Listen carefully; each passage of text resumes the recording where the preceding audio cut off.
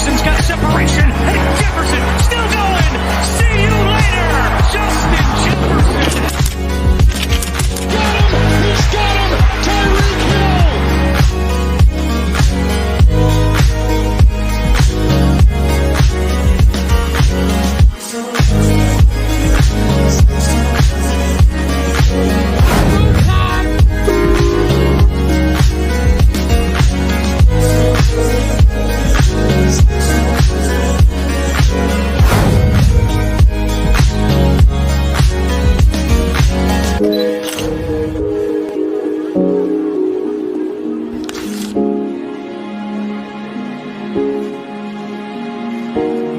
You are now listening to the 302 Birds Fantasy Football Podcast, proudly powered by the Sleeper app, hosted by Dennis and Benny. Let's take it to the show. And welcome into 302 Fantasy. I am your host, Benny. Dennis is with us as well. And what a show we have for you today. It is week 9, which means we are getting into crunch time. These are where games and weekends will decide whether or not you are making the playoffs. And who better to get advice from Dennis and Benny. Dennis, how you been, man? I'm here. Go Birds. We should be on Sunday Night Football. I don't know about that. It was, late. I think this was the game that was changed from the Sunday night game to the 1 o'clock slot. So got changed twice. So they dropped this down to 4:25. Very unfair. You got to love it. Of course, you can always follow us at Sleeper302. And, of course, we have advice for you throughout the week with some awesome videos that Dalton does and, a lot going on around the show today.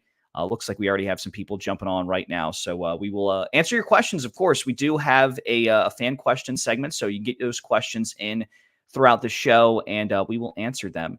So, if you have any questions, anything you guys want us to address, talk about on today's show, please let us know. And we're always willing to answer your questions for you. So with that kind of all lined up here, let's get into it, Dennis. A lot to talk about on today's show. And I think one thing we can start with is that Thursday night football game, the Jets and the Texans. Jets win 21-13. Crazy game, as it kind of felt like early on the Jets might even lose that game. But kind of your takeaways from the Thursday night game. What a weird kind of wacky Thursday game it was. We're back to these weird Thursday games. You absolutely suck. That's how I felt about it, because I don't like Aaron Rodgers. I think he needs to retire. He's a washed-up joke. He cries too much. He thinks the league should be factored around him like Brady. C.J. Stroud is losing all of his weapons to injury because of the turf monster at either at MetLife or his stadium. It's the first I've ever seen the Texans stadium really tear somebody up like it did Stephon Diggs. But I think everybody's panicking too early on C.J. Stroud. He's just losing his weapons. He's just going to have to find a way to win, like the great Carson Wentz did at one point when he had no receivers because nobody wanted to invest in getting him anybody.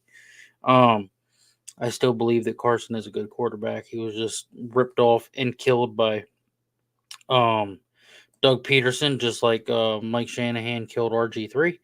But that's just my general feeling. So I have hope in C.J. Stroud that he'll turn it around, or something will happen in the offseason to make him better for next year. I think people are panicking way too early. If you have Aaron Rodgers as your starting quarterback or on your team, I think you need to find a new quarterback and find a new life, because he's terrible, he sucks, and he's just old.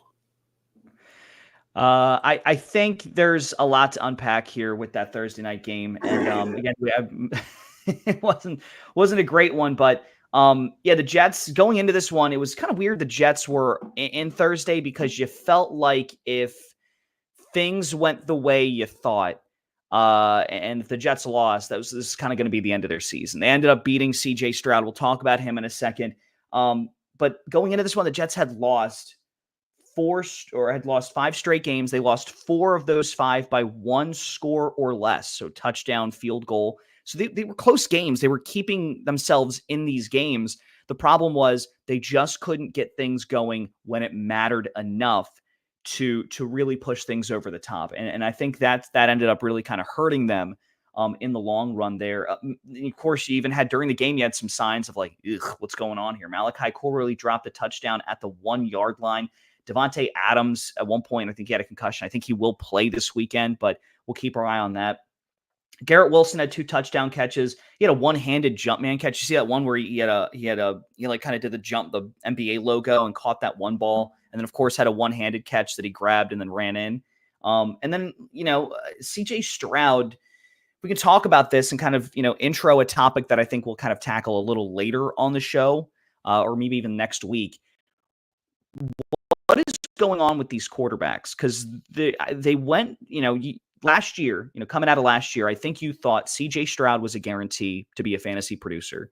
You thought Patrick Mahomes could be a fantasy producer. People definitely thought that Anthony Richardson could be a fantasy football producer, Dennis.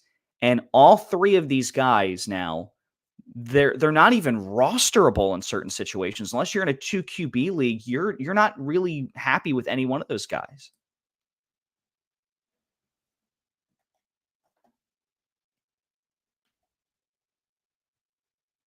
Do you want an honest opinion? I've won everything. I think they're either having kids or they have kids or they're thinking about having kids, and it's the baby curse because they're all fucking stupid. Here's my opinion, fellas. Here's how I make it everyday life. Here's a life in the day of Dennis. This is how you don't have to worry about nothing but yourself. You go to work, you come home, you get left alone. Don't get married. Get a big freaking truck and get a boat and make sure all your money goes to that so you don't have to do anything or give the woman anything. And if you do plan on getting married, use a ring pop as an engagement ring and then get the one that you can put the candy dust on it to make it more expensive. So that way she can't say that you're cheap and you stuck with one price. Save money, fellas. Don't have kids. Maybe your career wouldn't be in the shits. I'm not able to find the overlay here that would say fan questions right now. So if you do have fan questions, please let us know in the comments, and we will get with you. Mary, and you want to tell me I'm wrong? No, I'll say that I think what's going on, because CJ Stroud I don't believe is married, and I don't believe that Anthony Richardson's married either. I definitely sophomore slumps for the both of them. I think one might be a little harder than the other, and we'll get into the Anthony Richardson conversation. But the CJ Stroud thing, he's such a grandpa. You're not going to sit here and agree. Tell me since you got married, things haven't changed a little bit. Don't give me that. They didn't. And my Shut wife up, would do Shorty. the same thing. Thank you very much for tuning in, Philly Shardy.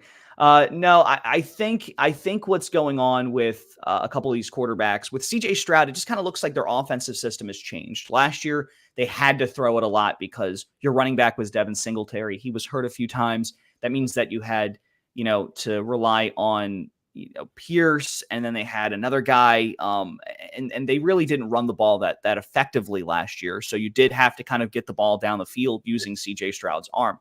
This year, it seems like they want to kind of balance that out a little bit, and it's kind of swung too far the other way. Now it's almost exclusively done through the run, and Joe Mixon is eating up. And really, he's the only one in that Texans offense that's kind of worth rostering right now. So I'm a little nervous about CJ Stroud, at least in the short term. I do think they'll kind of start to bring his passing back maybe later in the season.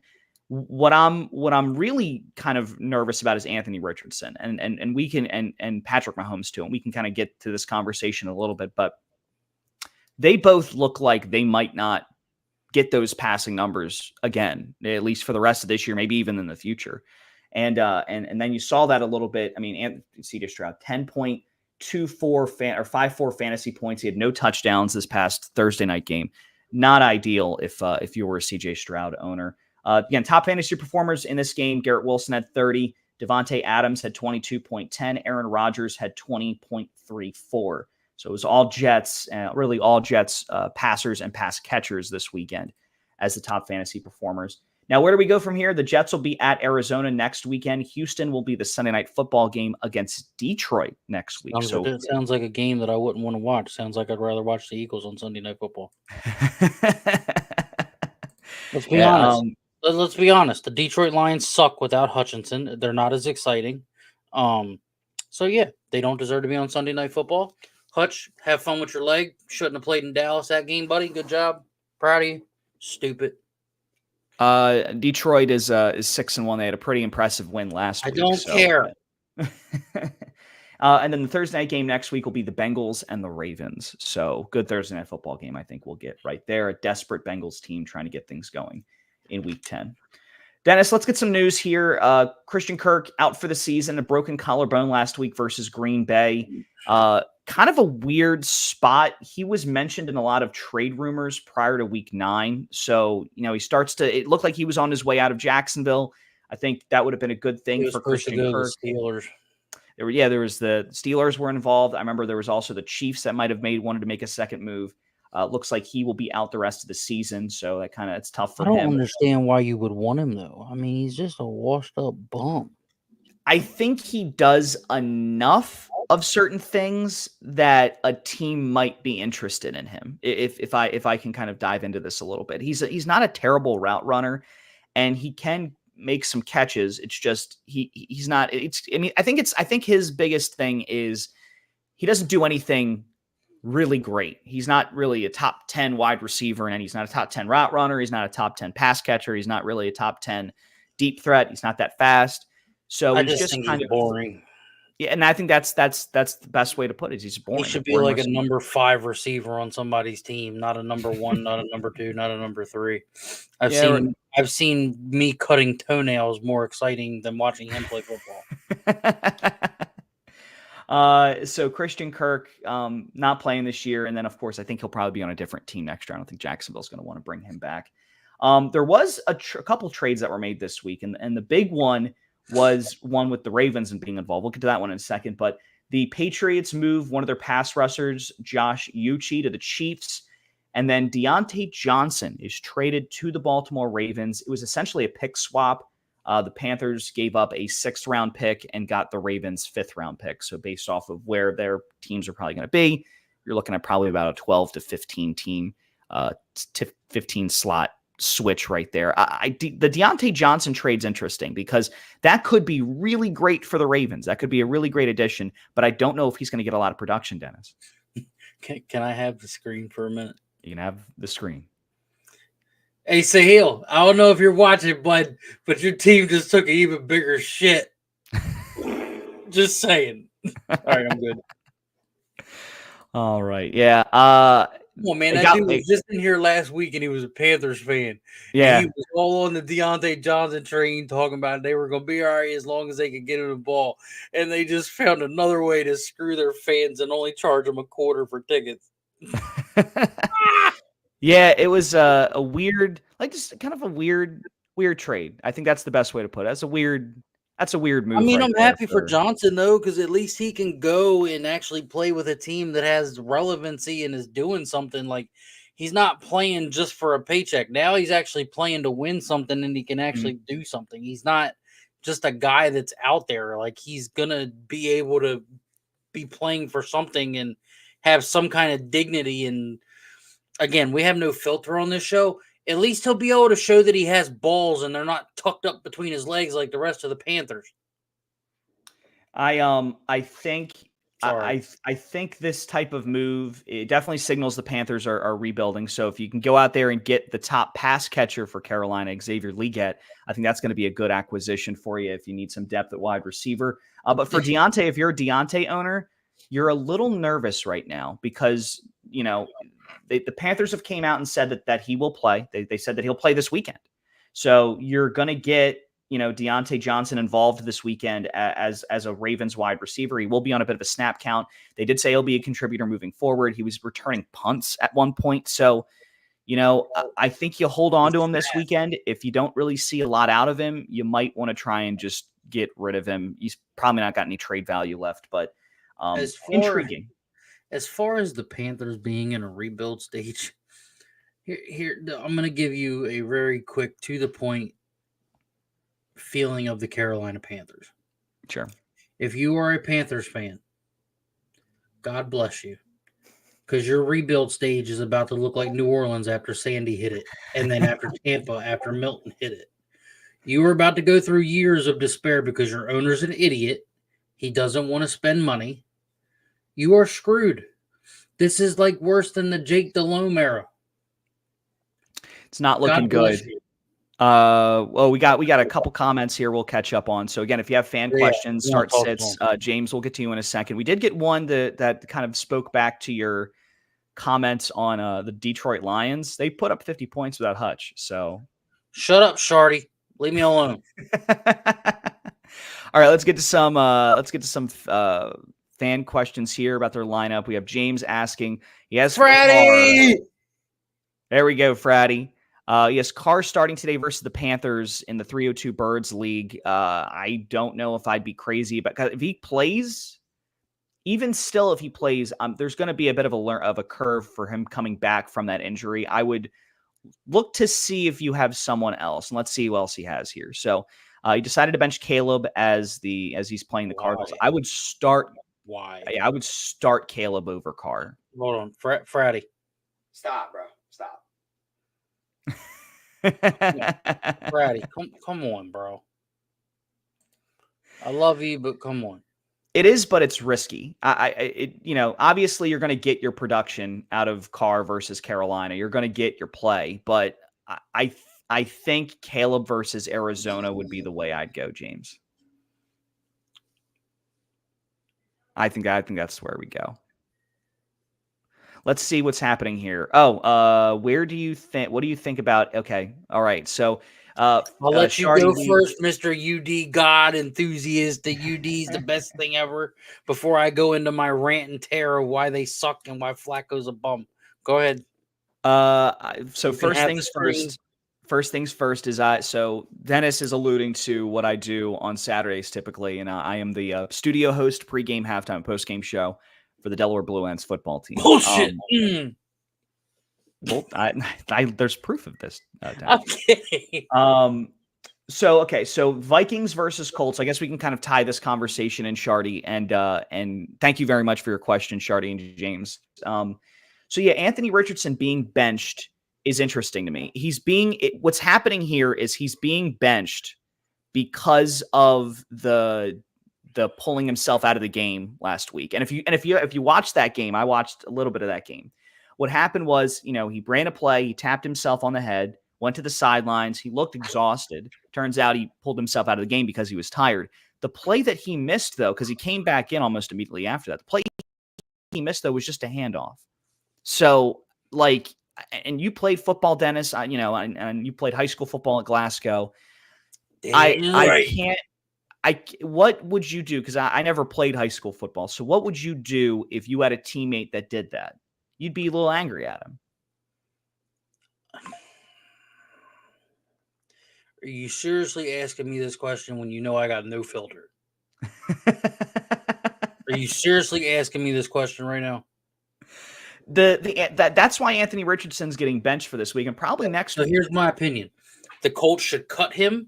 He should never be signed to play for another NFL team.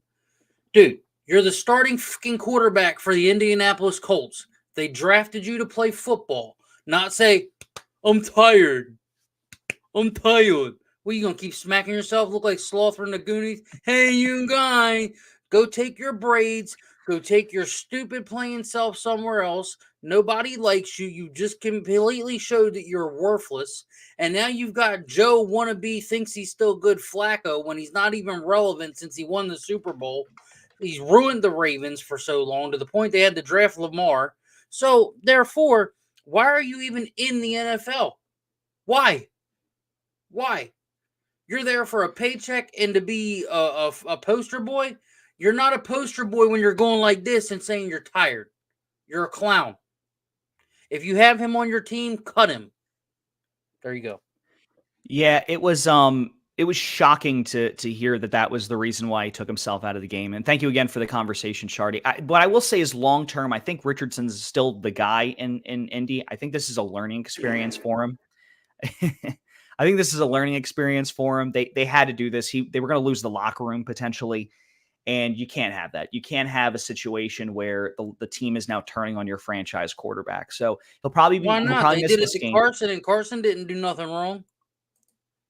They never benched Carson. They benched Carson once because of poor performance. Yeah, because he was hurt and because Peterson was doing dumb shit with him. That I think so. I see where you're going. I think this is a bit of a different situation though, because Anthony Richardson's not hurt. Anthony Richardson's been playing poorly, but we all kind of knew that. I mean, he's only played 11 football games since he was in high school. Like he's not. He needs experience, and the Colts realize that. I think he's still the second youngest quarterback in the NFL, at least one of the youngest quarterbacks in the NFL. He's younger than Bo Nix. He's going to be another Deshaun Watson. He's going to have a really high protest when he first gets here, and then he's going to do something stupid like this, and then he's not going to be relevant. I think there's definitely a difference between what Deshaun Watson did and what Anthony Richardson. Oh my goodness. I'm in love with a stripper. But Flacco's going to start this one, and I think you're going to get 2 games out of Flacco. So if you have a Colts wide receiver on your roster, you're playing them. You're playing them because Flacco is a better passer than Anthony Richardson is right now. Long term, if you have a dynasty league or anything, nothing's going on. Richardson's going to be fine. They're going to bring him back in at some point. They're not getting rid of Anthony Richardson anytime soon. So that's going to be there. We do have another question here from Country Bumpkin. I love that. Tracy or Jacobs in PPR. So this is interesting. So you have Tyrone Tracy going up against the Commanders, and you have Jacobs going up against the Lions. The Lions are the 3rd best team against running backs. The Commanders rank in the middle of the pack, 17.75 fantasy points averaged by running backs against the Commanders, compared to the Lions, who are only letting up about 13.29 and are really stout against the run this year. That being said, if Jordan Love is playing, you kind of can't not play Josh Jacobs, I think, in that situation. Tyrone Tracy, he may play. I know that he's a bit injured. I think he's listed as questionable. I'll check the injury report here going up in this game against the Commanders real quick. Let me see what we have here. Brian Robinson was listed as questionable. Okay, so Tyrone Tracy is not on the injury report. So Tracy versus Washington, Jacobs versus Detroit. I think you still have to go Jacobs, but okay. The Washington Commanders defense is a lot better, I think, than people cut them credit for. Country. Tracy is playing. Okay, so yeah, Tracy's going to play. So I would say you definitely play Tyrone Tracy. But I don't know, man. That's a tough situation because Jacobs versus Detroit. I'm trying to understand, what in the world did Ezekiel Elliott do to get in trouble? Yeah, they haven't disclosed that. They haven't disclosed what happened in Dallas. I just want to finish up Country's question real quick. I'm just seeing that pop up, so I was like, "What the?" Yeah, I'm gonna stick with saying you play Jacobs. Tracy had the injury last week. He is gonna play. But my concern is Washington's defense has gotten better each week, and Detroit now. Yeah, Detroit also has lost Hutchinson. They still have a fine defense without Aiden Hutchinson. So I think you play Jacobs this weekend, and if he here's the thing. I think this is one of these situations where you drafted Josh Jacobs in a spot within the first 3 rounds. He was not a guy that was going to slip late into. He's not a guy that was going to slip later into drafts. So roll with what you got. Tracy is still a very good running back. I believe, though, that we're in a spot here where Jacobs is a must start no matter what. I mean, he could score 2 touchdowns against Detroit. It's going to be a wild game back and forth. So I think you roll with Jacobs in the situation. We have Dalton. Hey, Dalton, what's going on? I'd take Jacobs too, but oh my God! Hold on. That's my guy. I love you, man. You are so beautiful, bro. Dalton is the legend. Yo, everybody, like the stream right now. Put some hand claps in this thing, because this show would not be possible if this man didn't trust us to run this thing, because it's a lot of fancy buttons and dippity doodah stuff on the backside that Benny's doing, because I technically could do it, but I'm trying to focus on the other stuff that's on the back stuff. But yeah, give it up for that man Dalton, because he's a legend. Dalton is awesome, and yeah, thank you so much, Dalton, for giving us this opportunity to talk about fantasy. And we're trying to do you proud here, man. We're trying to do you proud. Apparently, the lower thirds though they went the way of the dodo. I haven't been able to find them, but appreciate you checking in with us. And yeah, we there you go. We got the sound effects though from Dennis. Philly Shardy chimed in, so that's where you know your voice from. Yes. On 94.7 WDSD. That's where that's from. People also know my voice from a Geico commercial I did. So that's that. But What? yeah. So I there's a radio station up here. It's what I do my part-time job. Joe Barrios, he's chiming in and saying, "Dennis, what's going on, bro?" That's Jay. Don't Jay. whatever you do, do not play Grand Theft Auto with that guy. He'll steal your shark cards. Do not play GTA with that guy. Dennis, he says, Dennis, what's going on? And then he also says, I need some good picks here. So, Jay, as you put your picks in, we'll answer them right there. Let's go to what other conversation we have in here? Philly Shardy, do you guys think Roseman will trade Kenny Pickett for anything? I don't think Kenny Pickett's going anywhere. I don't know. I mean, what is like? Is there a team out there that saw temporary or brief plays of Kenny Pickett and is that intrigued? I don't think no, and I don't think Where are he has you any going to send him? right Carolina? What you want to replace Bryce They don't Young? want him. Andy Dalton ain't it either. He's crying over a finger. Kenny Pickett's going to be one of those quarterbacks where he's going to be back for a while, and maybe he gets another chance to play down the road.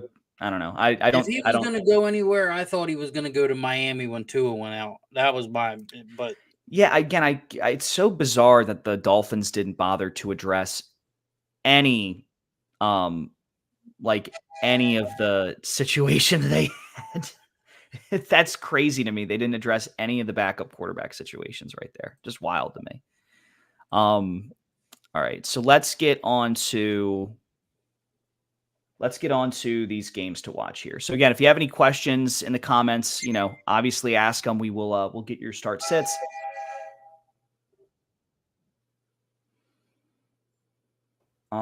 Let's talk about the Cowboys and Falcons here. So the Cowboys and Falcons game, this one's going to be a fantasy factory for me. You have a Falcons offense that's high-powered. Kyle Pitts has come out of nowhere to be a great fantasy performer. Both running backs are startable for the Falcons. Both wide receivers are playable for the Atlanta Falcons. And Kirk Cousins has turned out to be quite a great quarterback pickup on the waiver wire. Meanwhile, for Dallas, oh boy, like that offense, that team right now is kind of a bit of a cluster, and I don't really know what to do with them. The Cowboys right now are an absolute mess, and they just look so disorganized. It's the Cowboys. Nothing surprises me. Yeah. Well, what's surprising is that they're not like CeeDee Lamb's not even, that reliable in fantasy now. Last year, sure, they lost their games. They were up and down a little bit, but you could always count on their defense being consistent. You could count on a running back or two being worthy of being thrown into your lineup. You could count on Jake Ferguson. You can count on CeeDee Lamb. You could count on Dak at least to give you something, a top 10 fantasy type quarterback. You can't get really any of that now. Like Jake Ferguson he's like a fringe top 10 tight end. Dak Prescott's not even a top 12 quarterback, so you probably aren't starting him. CeeDee Lamb has been so frustrating because there's some weeks where he'll go off for 20 plus points, but he's not giving you those 30 plus point games he was giving you last year. And the running back situation's not great. I mean, Rico Dowdle's fine, but last week, I thought he would have a great game against San Francisco. Turns out he didn't even play because he was sick, and no one knew that until kickoff. And then the backups for the running backs for Dallas, they're not even that good. They're not good enough to play.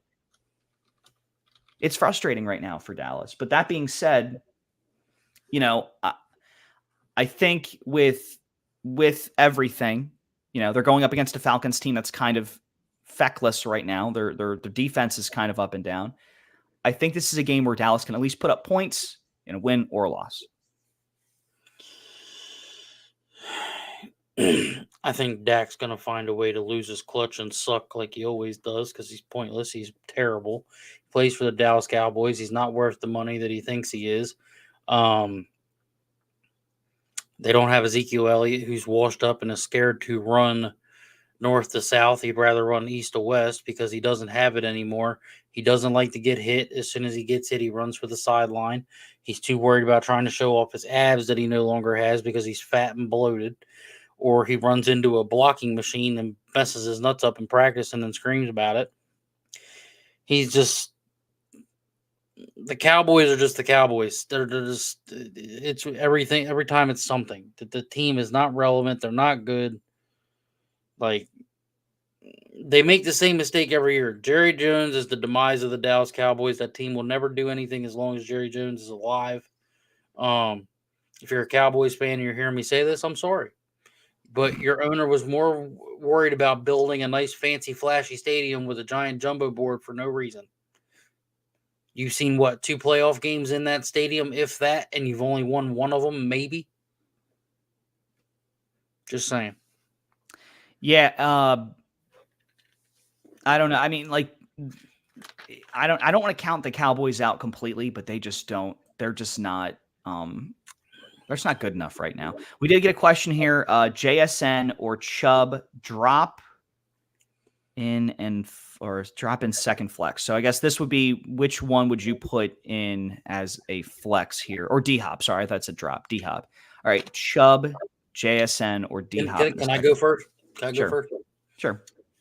You should get rid of Hopkins because he's old and washed up and he's garbage. Put Chubb. Okay.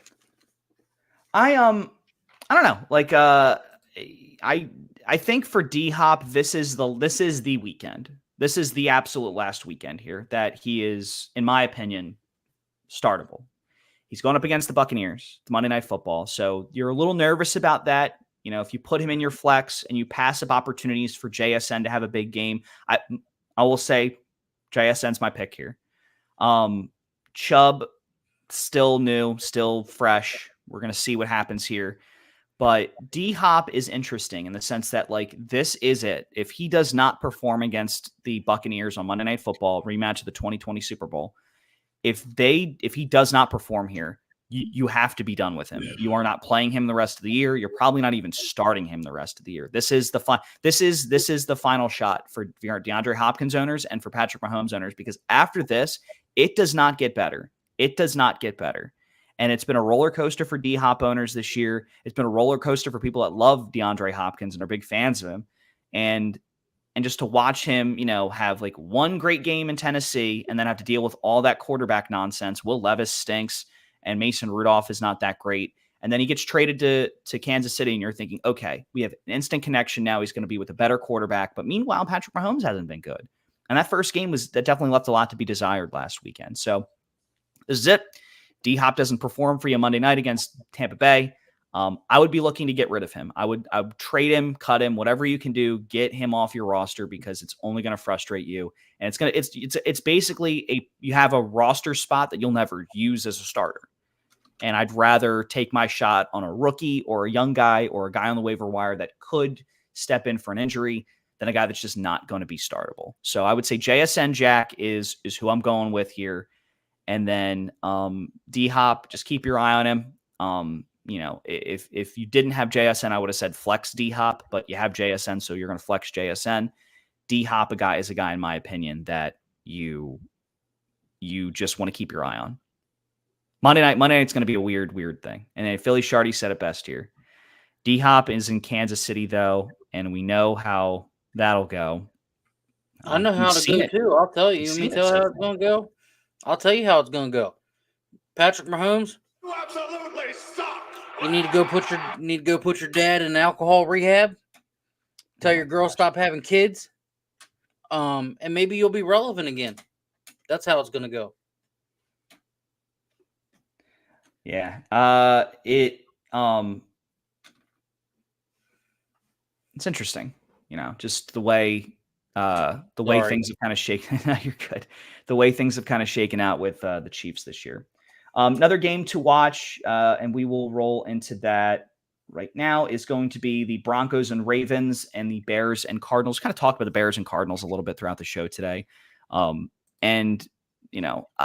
think the Bears and Cardinals is a great measuring stick. And this is where I'm going to have a few of my start sets here that I think I want to get to. So definitely looking at, the Cardinals side here, you're probably not going to play Kyler Murray against the Chicago defense. It's not a great matchup. I'm not liking it. The Bears defense has forced 9 turnovers in 7 games versus quarterbacks. Quarterbacks only average 10.71 points per game. If you have Kyler Murray in this matchup against Chicago, the last 2 weeks, Jacksonville and the Commanders, they had quarterbacks that broke 20, but I would probably take Lawrence and Daniels as more capable passers than Kyler Murray is right now. And, 0 rushing touchdowns, only 138 rushing yards allowed to quarterbacks all year for the Chicago defense. That's Kyler Murray's bread and butter. I'm not digging the matchup for Kyler in this game. And because of that, I'm also not digging the matchup for Marvin Harrison Jr. If you have Marvin Harrison Jr. in this situation, he is a sit for me. Him and Kyler are sits for me. I think this is going to be a weird game. It's going to be a lot like what happened last week with the Washington game, minus the hilarious walk-off touchdown that happened. You saw that, Dennis. The Hail Mary at the end of the game. That was so fun. The guys, did you see the one dude who was like taunting the crowd? And then he's the one that tipped the ball to the wide receiver and he caught it. Chicago stinks. But Kyler, he's got a rough matchup. I would say the Bears. Who was that guy that did that? Oh,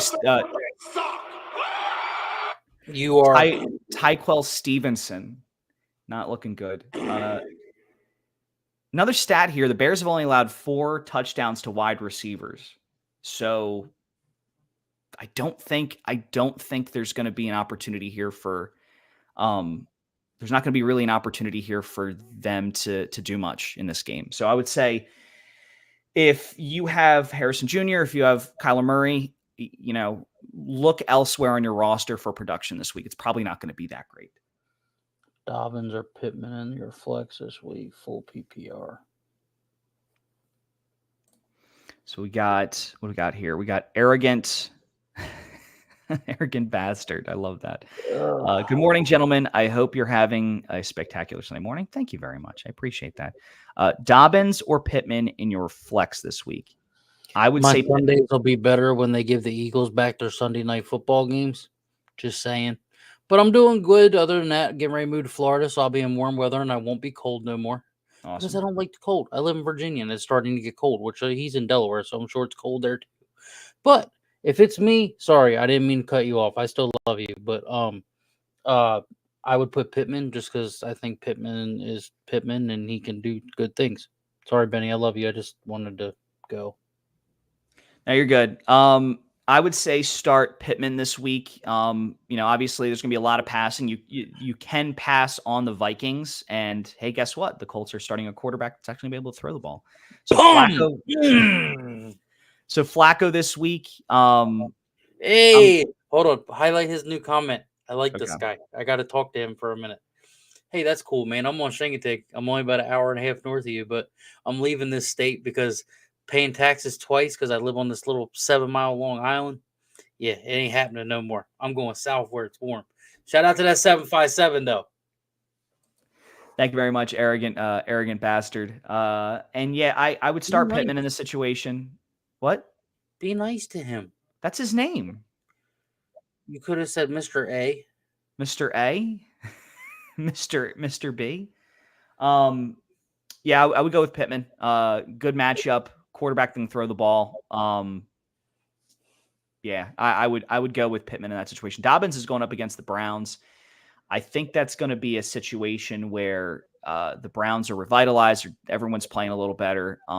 Plus, low key, the Chargers are starting to mix it up in the backfield a little bit. That's great. We have another question here from Jack. Quarterback play in general has been iffy this year. League's returning to a run-first style. And that's true. That is really true. Yeah, no, it's interesting. Like now you have certain, like you have quarterbacks that are in the top 12 in fantasy that I just would never have thought that would be in the top 12 of like Bo Nix. I mean, we'll talk about the Ravens Broncos matchup. Bo Nix is one of my starters this week because that matchup is just like, wow, like quarterbacks can do whatever they can against the Ravens. And Bo Nix, I didn't think Bo Nix would be this great. But here he is. He's And grown with so much potential in a short amount Yeah. of time. It's really, really good. But he showed promise. He continues to get better. He's learning under one of the best head coaches ever in the NFL, as much as I hate Sean Payton. But he's got a lot of potential to do a lot of good things. I feel I'm happy for Denver because they really haven't had a chance to have a good quarterback in a while. Aside from that BS few years that they had crybaby Peyton Manning, who took Tebow's job because he is a asshole and could have went to Miami and did the same thing. I do not think Peyton Manning is worthy of the Hall of Fame. I think he's a scumbag. So he's lost all credibility when he took Tebow's spot, when Tebow earned that. So Peyton Manning can go to hell and go back to Tennessee and shove it. But I'm happy for Broncos. Glad they got Bo Nix. They're going to do a lot of good things to succeed. That's just where I'm at. My sit for the Broncos Ravens matchup is Zay Flowers. He's going to draw Patrick Surtain. The Peyton Manning's not a Hall of Famer thing was insane. That's all I'm going to say. The Broncos defense has allowed 4 touchdowns all year to wide receivers. They've also forced 2 fumbles from wide receivers. So if I'm a wide receiver playing in this game, there's almost a chance for you to fumble as much as there is a touchdown chance. So Zay Flowers is probably a sit for me. He's going to draw Patrick Surtain. Not crazy about that matchup. So I would just, watch that matchup a little bit there. That's going to be a little crazy. That's going to be a dogfight. It's going to be a dogfight. And so this is the total statistics or the total production that the wide receivers have gotten against the Broncos. So you have 4 touchdowns, 14.5 fantasy points per week. I'm still mystified that you said that Peyton Manning's not Hall of Fame. That's crazy. He's a piece of shit. 0 plays of over 40 yards or more, and then 89 catches on 144 targets. So wide receivers aren't getting a lot done against the Broncos this year. Start Bo Nix, sit Zay Flowers. That's my setup this week. If you have Bo Nix in your roster, you're starting him. If you have Zay Flowers, Kyler Murray, or Marvin Harrison Jr. in their matchups, you're sitting all 3 of them. I just don't think there's going to be a lot of production there. Then make sure you call Omaha to start a petition to kick Peyton Manning out of the Hall of Fame. That's crazy. My other starts. Look. Take 3 minutes to understand this, and you can't tell me that my thought process here is not right. For him to go there when he knew that kid was starting to heat up, he took them all the way to the AFC Championship game.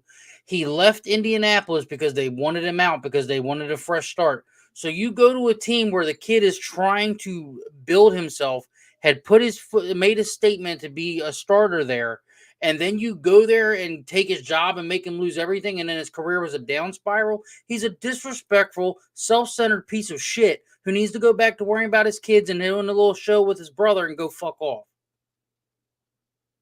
He could get hit by a bus and I would laugh. Fuck Peyton Manning. Okay. You want to tell me I'm wrong? Wow. I mean, I like. Do you see my point? The Broncos won a Super Bowl with Peyton Manning. But do you see my point? Take away the Super Bowl. Take away the Super Bowl before the Super Bowl. You can't tell me the thought process of that is not wrong. So you think that Peyton Manning came into Denver and said, "Hey, I want to play for you, but you need to get rid of Tim Tebow"? Correct. That did not. I don't think that happened at all. Dude, if there's proof that happened, I might try to see where you're coming from, but that is crazy. But the fact that even that he wanted to even go sign there, why would you even put the Broncos on your radar? So the Broncos came to Peyton Manning. To Miami and won with Miami. Miami had more weapons.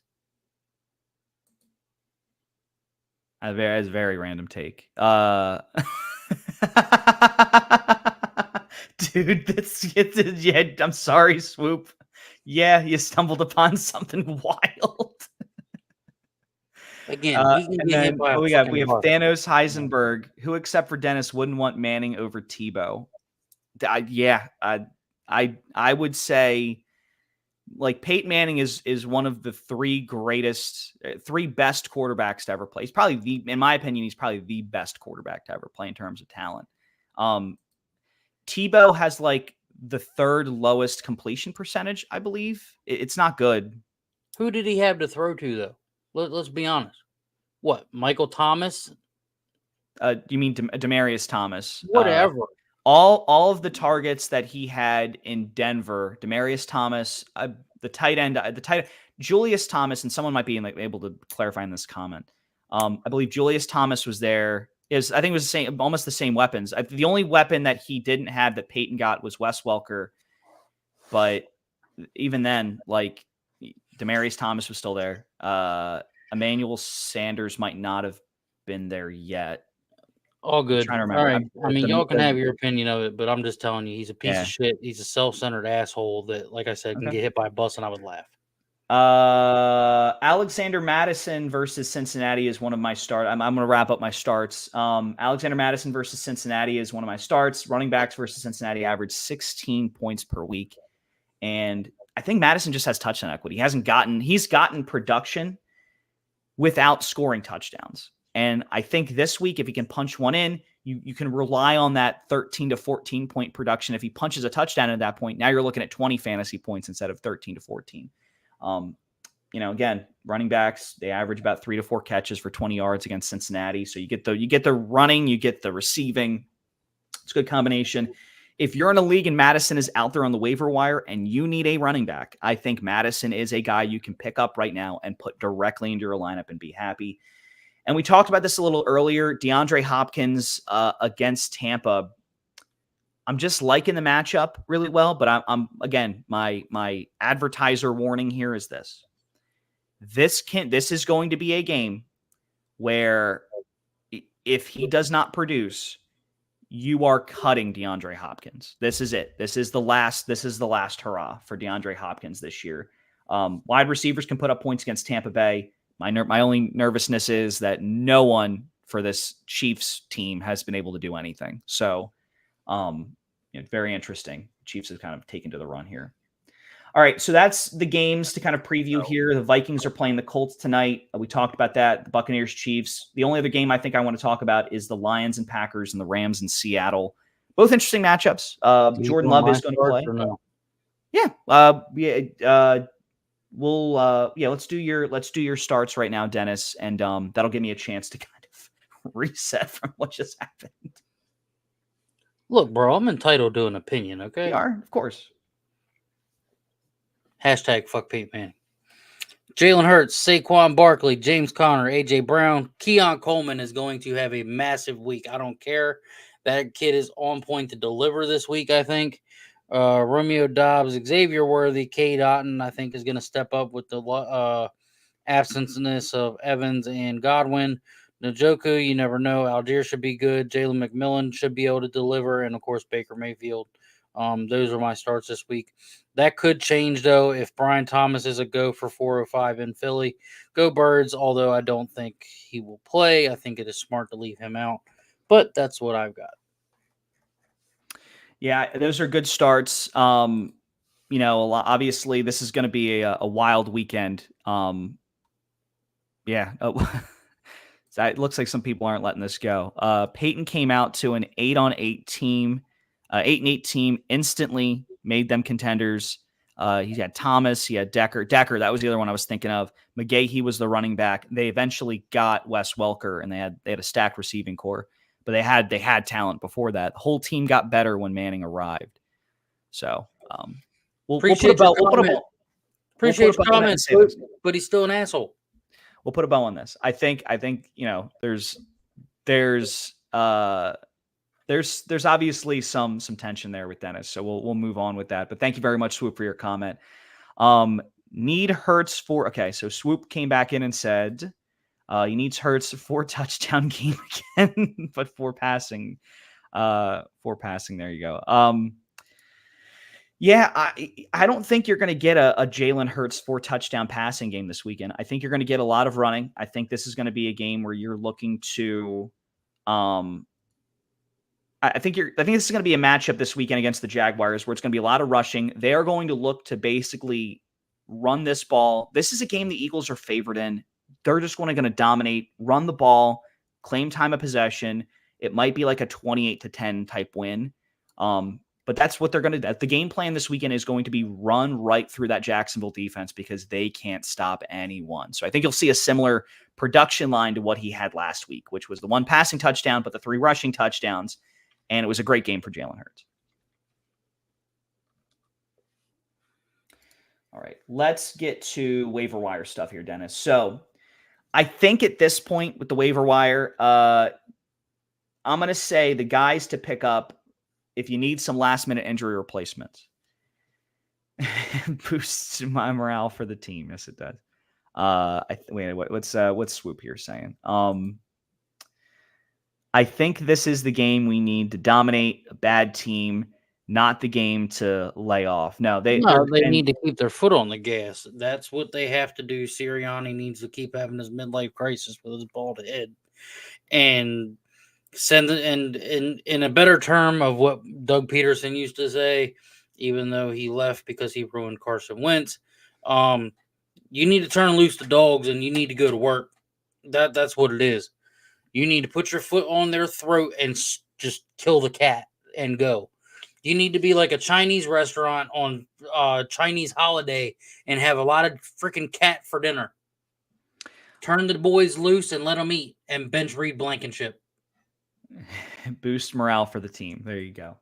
I agree with that, Swoop. And thank you again, Swoop Thanos, everyone for jumping into the comments here. Again, if you have any fantasy questions, let us know. Start, sit. We're good. We'll give you some advice there. So quarterbacks to pick up this week. Matt Stafford, Rams quarterback, good matchup against Seattle. Will be a high scoring one. Owned in 34% of leagues.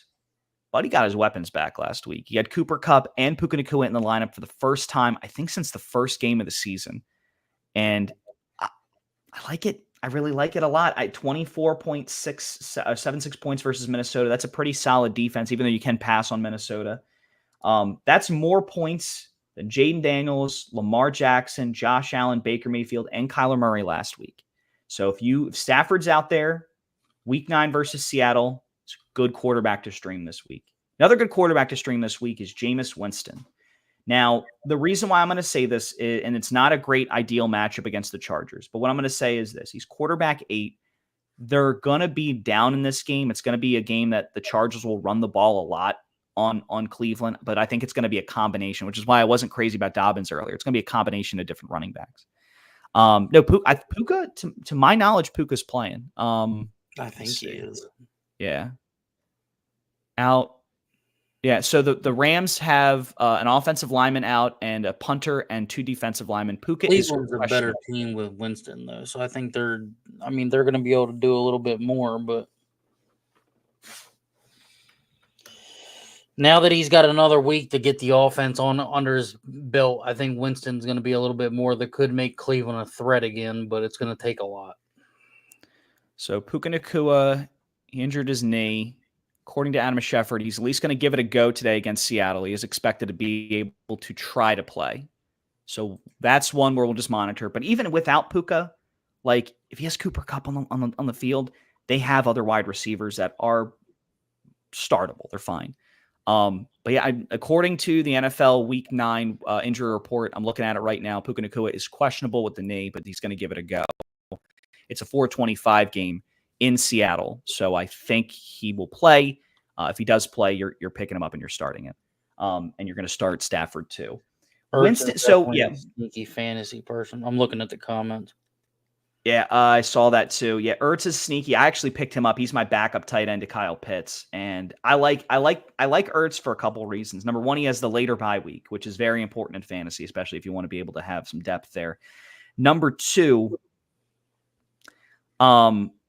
I think what you saw a lot with Jaden Daniels, and thank you again, Swoop, for the comment, and Philly Shardy, he was the one that commented. I'll highlight your comment too about Puka being out. What I'll say is I think you saw a lot of the rookie quarterback checking it down to Zach Ertz. You saw a ton of that. So, Ertz is a great pickup. I would not make him your number one tight end. He could Hashtag bring Zach Ertz back to Philly. That would be like, I think that is something I think that would help Jalen Hurts out a ton. Be able just to get a second, more physical weapon on this offense. Instead of trotting out a slot receiver that everyone looks at, what if you just got another tight end? And then that gives you the ability to run the ball. That gives you the ability to have extra protection in the pocket. And that gives you also the ability to kind of hit guys over the middle. I don't know why. Don't get me wrong. Like I like Dallas Goedert, but I'm about over this. He's always hurt. Shit. It gives you depth too, especially Goddard hasn't played a full season, and I'll have to look it up. But it wasn't this year, and it wasn't last year. Calcaterra is really starting to step up, though. I like Calcaterra. I think it would be nice if the Eagles had Calcaterra as like maybe a third tight end instead of being the second tight end. But isn't Pitts a free agent after this year? Or has he got a year left? I think he's on a short-term contract, I believe. Dude, they need to bring him to Philly. I like him. Quarterback 8 this week, Jameis Winston, 10% rostered. He scored 22.5 fantasy points last week against Baltimore. That was without throwing an interception. He did have a fumble. Week 11, he's playing the Saints. So this weekend, probably not the best to start him, but pick him up, put him on the bench, and then next weekend you have him against the Saints. They played us, bro. You have bye weeks to work around. Grant's the best backup tight end. Yeah, Philly, I agree. He's one of the best backup tight ends in the league. He's reliable. Run pretty good routes too. Don't talk bad about my Pookie. Who? What? Goddard? Sorry. Hold on. We're pausing the stream. We ain't doing nothing else till you answer this. I'm about to go. Shardy, are you talking about Goddard? Please tell me you're not. Is he talking about Reed Blankenship? I mean, he sucks too. Why would you want that bump? Sidney Brown season. Let's finish up waiver wire stuff. Elijah Moore, wide receiver for Cleveland. I think Cleveland's Grant. Okay, all right, you're good. Grant's great. But again, I to clarify, Grant as a third tight end with a guy like if it's like Goddard, Ertz, Grant, I like that because I'd rather have the Eagles put two tight ends on the field than just one and then have a slot receiver that never like. Dotson doesn't even get looked at a lot of the times during this game. I wish they'd get rid of him. I don't want them to get rid of him. I want them to either use him. It's like crap or get off the pot. Like either use him or don't. You know, like what are we doing? You know, that's just the Eagles. We could have had Julio Jones again instead of him for cheaper. Yeah, I don't know what they were doing here. But anyway, wide receivers to add to your fantasy team. Elijah Moore, wide receiver Cleveland, only at rostered in 8% of leagues. Back-to-back weeks of 10-plus points without scoring a touchdown. So you have the touchdown equity. And the vibes are just better in Cleveland. I think now Cleveland's turned into an offense where you can roster multiple receivers. And you can probably play one or two of them every week, if you need to. The other wide receiver, and this is a deep reach here. This is a deep reach. Nick Westbrook-Akine for the Titans. And here's why. So he's wide receiver 99. He is rostered in 0% of leagues on Sleeper. The big negative here is the Titans quarterback situation is awful. However, 3 straight games of the touchdown. They look at him in the red zone a lot. With no DeAndre Hopkins now, it's just him and Ridley.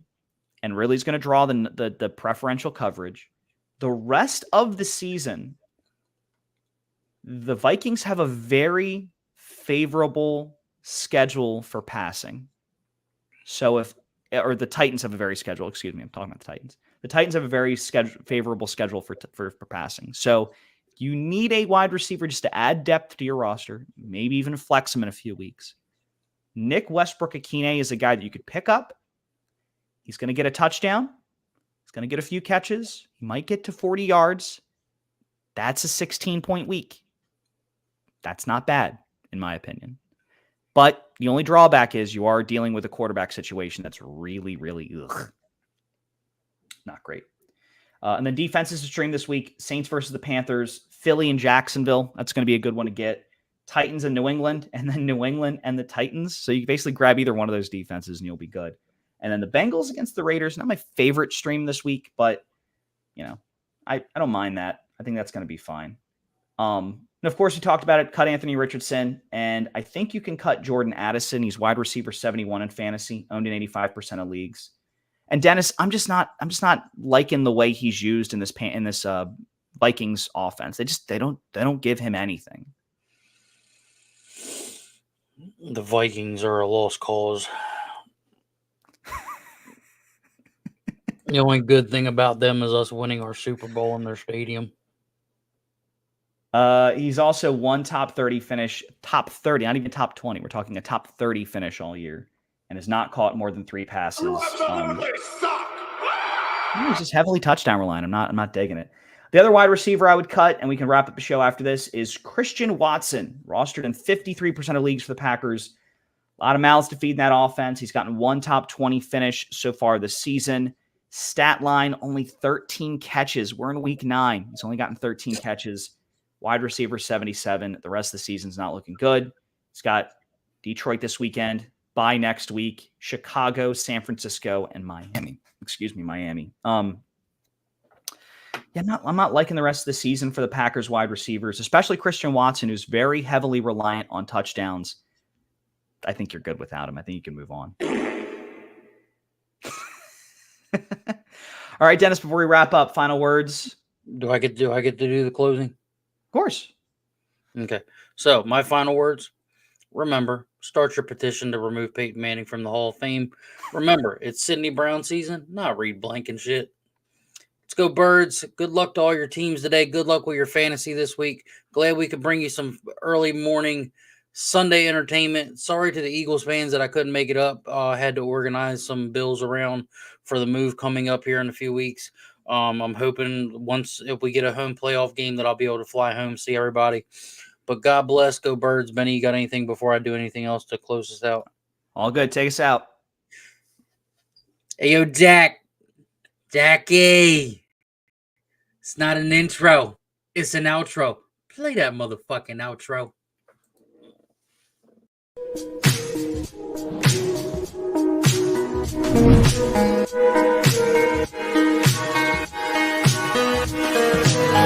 Taking a deep shot. Jefferson's got separation. And Jefferson still